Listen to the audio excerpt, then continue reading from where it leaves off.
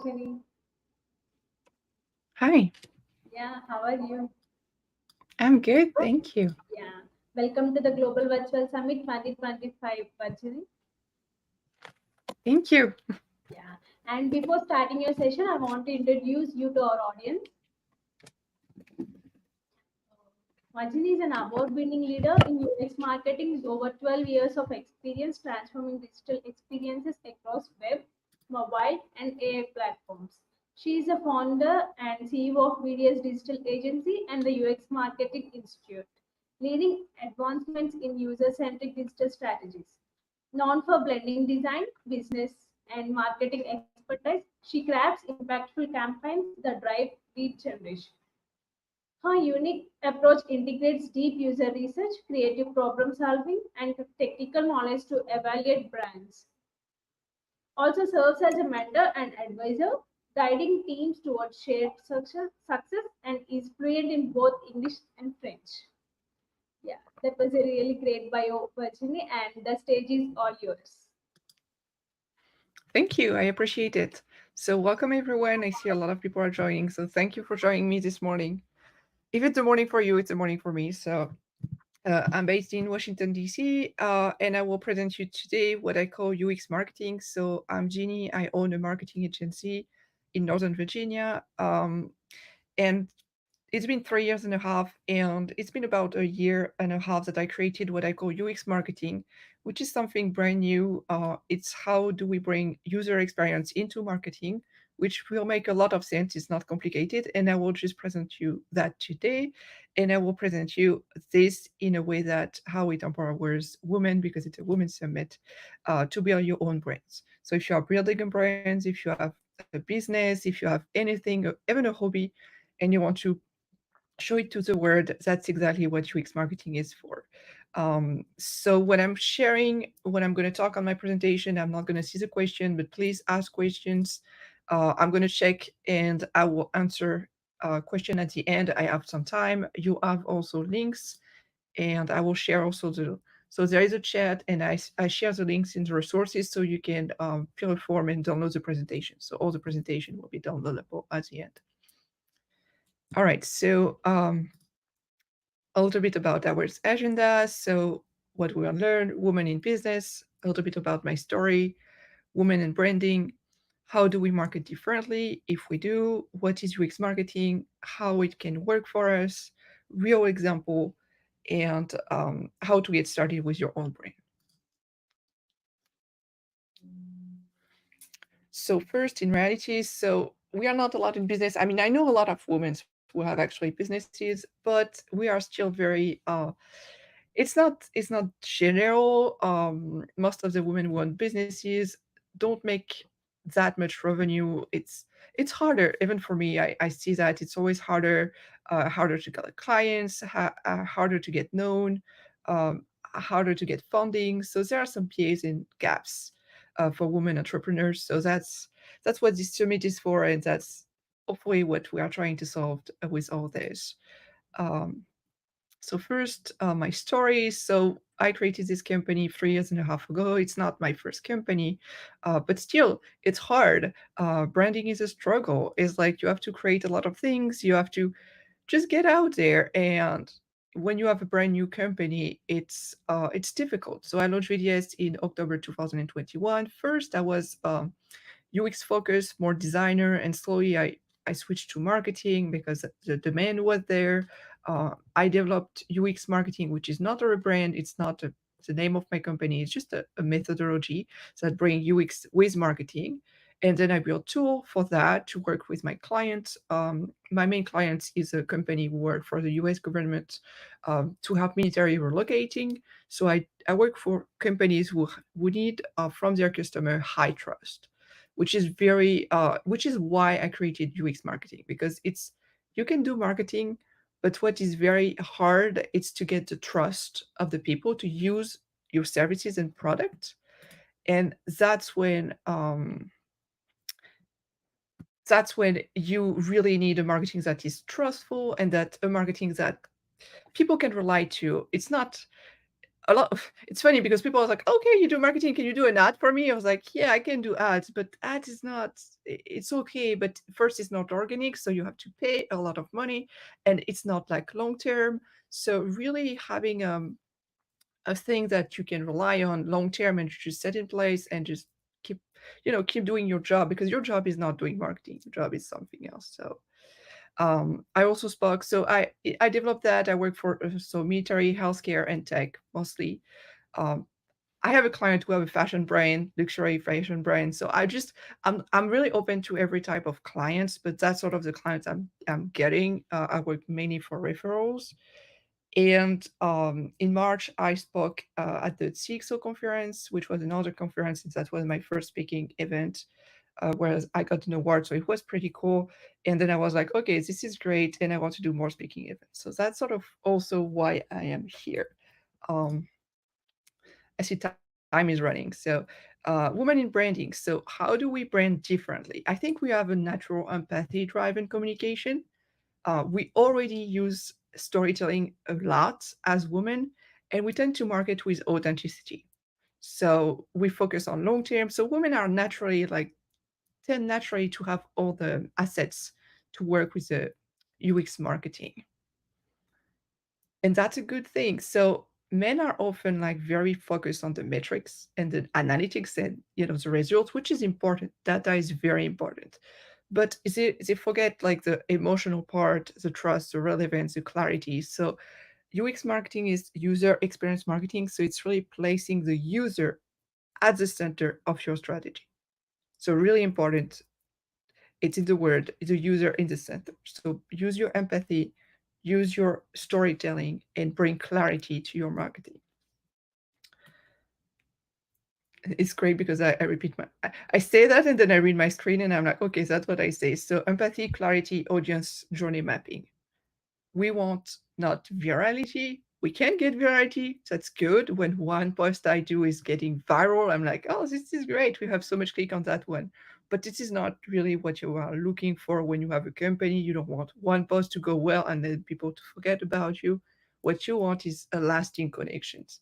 You want people to go to your social media regularly. You want people to look at what you do regularly. You want people to think about you when they need these specific services. Because if you sell anything, you will always notice someone discover you first. So there is sort of a discovery, and then when they actually need your service, they will go to you to get that service. Sometimes it happens that the discovery and the need is at the same time. So I discover you and I need you immediately, and I will get the service immediately. But most of the time, this discovery period and this actual, I'm going to sell, I'm going to buy, this service, or I'm going to buy this product. There is a real gap in between. And during that gap, people can change their mind. They can discover other people that do the same thing as you. So how do you keep them engaged during that gap between the discovery and the need? And how do you like create a connection with them, because the goal for you is to create this connection, so when they need someone like you, they will go to you. They won't go to someone else, and they don't care. And when you do that, they won't care about pricing anymore. I mean, they will care about pricing, but they won't care that you have like $10 or $20 more, or they won't really look at that. They will look more at you as a person. So they won't be looking into the little details. They will like you as a person, and they will come to you because they know you do that thing that they need. So it's a better way to market, because then they don't look at all the details. They don't like do screen to screen comparison. They just go to you because they like you as a person. The UX marketing workflow, it's something, so I won't have time today because it's a very short time, but I will, if you're interested, you can reach out to me to see what it looks like. A workflow is basically how our actions will lead to getting clients. So I map that with a workflow, but for today, we're just going to go to the basics um, and see. So little bit. I see a real example. So I really want to take some time, stay 10 good minutes on the example to see how you can apply that for your own brand. So first, you have to study your audience. So when you have a brand, you have a logo, you have colors, you have a font, you have a website, you have everything ready. You have to know, you have to look up who is interested by your services. What is your ICP, your ideal client, ideal customer profile? And then when you, so it's better when you have real data. Sometimes you don't. So when you don't have real data, you can also use AI. ChatGPT is really great at this stage. Brainstorming, trying to figure out who are your clients, it's really, really a good tool for that. Then when you have done that, you can find the channel where your audience is. So when you study your audience, define maybe 4 profiles of typical clients. And then when you have the 4 profiles, you ask yourself, where are they? Are they on Instagram? Are they on Facebook? Are they on LinkedIn? Are they just, in person? Where are these people? So you find the channels, and that's a very important part, because the mistake is to market on channels where these people are not, and to use your time and energy to market to people where they are not just there. I heard a lot of people, oh, I want to be on TikTok. I'm like, this is great. But are there really people on TikTok? Or do you just want to be there because, because you like it, because it's just something that you want to do, but you have no idea if your target market is actually there.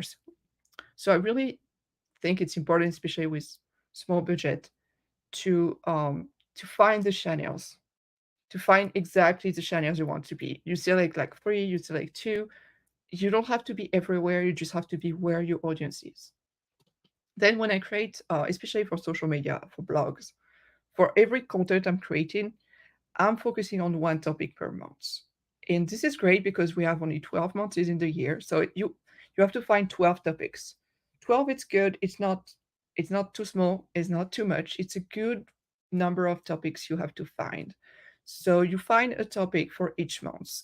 And this topic will be related to what is happening in the world or what is happening in the calendar. For example, right now it's summer. So whatever you brand, you can relate to this period of time. We know the kids are out of school. So what's going to be the topic of your social media post, article, newsletter related to what people are living right now? And that's very important because that creates more engagement and people relate to what you share to them. Because if you talk now about something that's going to happen, like, I don't know, in the fall, it's like, okay, but it's not, I'm not in this mindset right now, so I'm not going to take this information that well. So really focusing on one topic per month and staying in that topic, it's really important. Then scheduling in advance. There is nothing worse in marketing when you have to share at the last minute. When you're not ready and you just share your post every day. You shouldn't like just open, I don't know, LinkedIn, type your post and share every day. It's like you can do that, but it's not a good strategy and it's not a long-term strategy. So that's why we define one topic per month. And then we write basically everything's going on for the month. We write the blogs, we write the newsletters, we write the blog post, and then we schedule everything. So you don't have to, you can go back and share a special post about a special thing that just happened, but it's not like day-to-day work for you. It's more, it is scheduled, I know it's running, I know my topic is good, and I'm just interacting with the people who's going to answer. So follow up, engage, and repeat. Basically, I'm going to engage with the people and lead I'm receiving, but I'm not going to use all my time every day to be like posting on Facebook every day.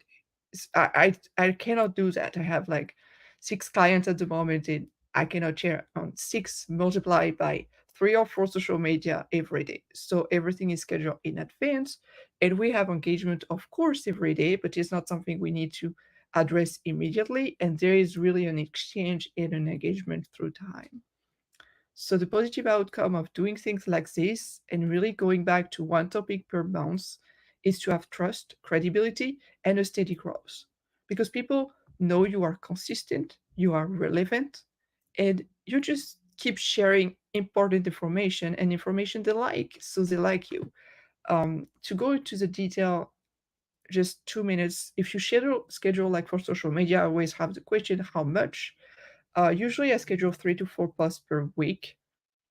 I don't do every day. Some channels I do every day. It's really rare because you need really to have a high engagement from people to share every day. Um, for a company and a business, usually 3 to 4 times a week. more than enough. You don't have to be there on the weekend if nobody will be there on the weekend. I know my website on weekends is sort of dead, but I'm not there.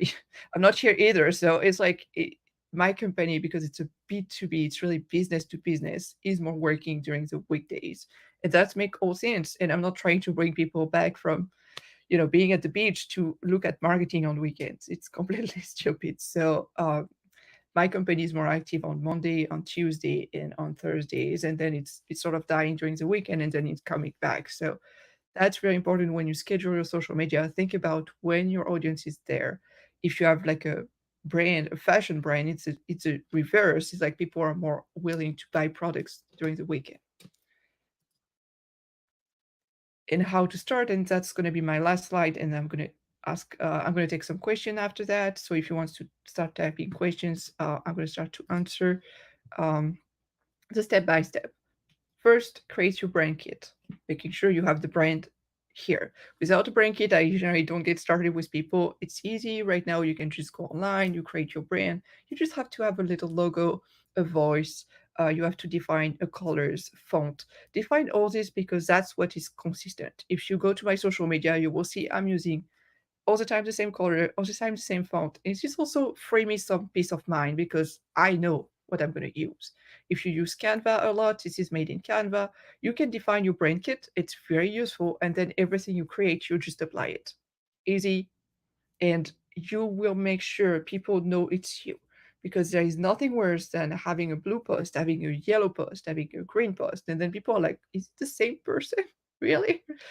No, no, you really have to have a brand. So then you select the platforms, you post consistently, diligently, one term per month, and you can use AI. So I have some AI tools that I've really developed right now. You can go to ai.vds.com. I'm actually going to put that in the chat. It's something I'm building, but really use AI. So use AI for creating stuff, but don't forget, you are the voice, you are the storytellers, meaning that AI shouldn't like invent a topic for you. You have all your topic, you know what you're going to talk about, you know what you're going to do, and AI is just here to put all your idea together. It's just a tool that helps you telling the story. You shouldn't let AIs like invent story for you. It's really I never do that, and it gets crazy and you're just like, all right, I don't want that. I want AI to help me because it's great and we want time, but we don't want AI to tell the story for us. So really important how I use AI. And you keep the path and you don't give up because marketing takes time. I always take to I always tell my clients usually you need 30 to 90 days to actually get results. You cannot just start marketing today and be famous tomorrow. It's like it's a business take times to build, and it's better to do a marketing consistently, like all the time, than just posting like 2 weeks and then not posting for 2 months and then posting 2 weeks and then not posting for 2 months. It's not going to work. Whereas if you post all the time consistently, it will just work naturally for you. So really important. It is slow, but it works. It's like it's just marketing, and very important. Marketing is not sales. It is something different. It's marketing is really how do I put my brand out there. Sales is okay. Sales is more direct. Sales is more like I want to sell now. I'm in front of the client. How do I interact with this? I'm in front of this potential client. How do I interact with this person? That's sales. Marketing is more how do I get this person to contact me in the first place. So here is my LinkedIn. So all the links are in the little resource tab. You can connect me on LinkedIn. You can use my first and last name. People know me as Jeannie on LinkedIn. I use my Monday name, which is Virginie. You can subscribe to my newsletter. You can book a free call if you want to discuss and talk more about that. And now I'm going to take some questions for the next 5 minutes. All right, so I saw some questions in the chat. First question, can small businesses apply UX marketing without big budgets? So yes, I actually work a lot with people with small budgets. So I work a lot with startups or small business owners. We don't have big budgets. So what I'm taking So when I'm talking small budget, I'm talking like at least 1,000, per month. It is really hard to do with less just because I have employees and stuff. If you do it by yourself, you can certainly be a little like cheaper, but it is important to remember that you still have to create content, and contents, it even with AI, contents take time and money. All my graphic design are made by graphic designers. I generate some images, but I use Canva a lot, so there are some manual stuff going on. So yes, we can work with small budgets, but we need at least to have a little bit. Um, how storytelling shapes women-led branding? I think it's a really good question. When you post on social media, when I say post on social media, the thing you can post about are what is a backstage, what is happening in your companies, meaning that if you do a service and a product, how do you do it? You know, what is your everyday work? You can talk about the backstage. You can talk about how did you get there? What was your story? Like, okay, today, for example, today I do marketing, but what my story? How did I arrive? Like, how in my life I came to marketing? Some people got a marketing degree and get into marketing. It's not my story. So if you look at my social media, you will see the story is big. There is a lot of things behind it, and you want people to know that. So each time when I start talking with a client, I'm like, what is your story? We're going to share it.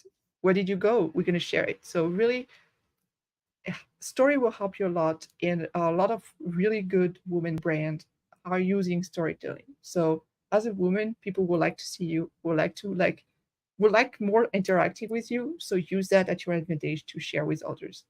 um, Use that to do videos and podcasts. People love, like, usually people love looking at women interacting, so it's really good for you. Are today's platform even built for how women market? um, Yes, yes, of course. It's like you can market. I mean, all the platforms that are out there are good for us. I think I love Canva, for example. I love all these brands that are really like creative, with a creative mindset behind. So yes, of course, all the platforms are made for us. Last question, and I see the time is running. If you post on LinkedIn, is the time of posting and following this precious time consistently for each of the four posts important? So what I do is, yes. So for some clients, I do two methods. For one client, we post every day at the same hour from what topic. For example, every Tuesday and every Thursday, we do the same type of post at 9 a.m. in the morning. It works really well. Uh, but then on Wednesday, I post every day at 10 a.m. in the morning. Don't ask me why. It's just happened to be like this. So yes, be consistent in the time of the posting is good.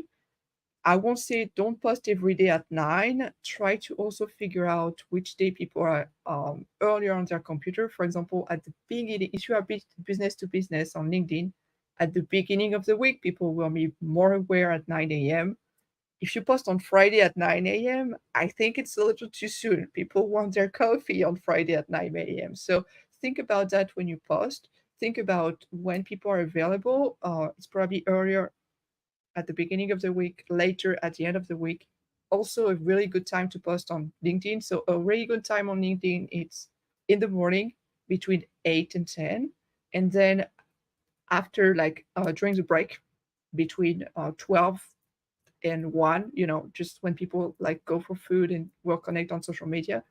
And also, if you are targeting business owners, after 5, because after 5 all the CEOs have their employees going home and they are going to social media at this moment. So the business owners are usually on social media between 5 and 7, when their employees goes home and they are still in the office working.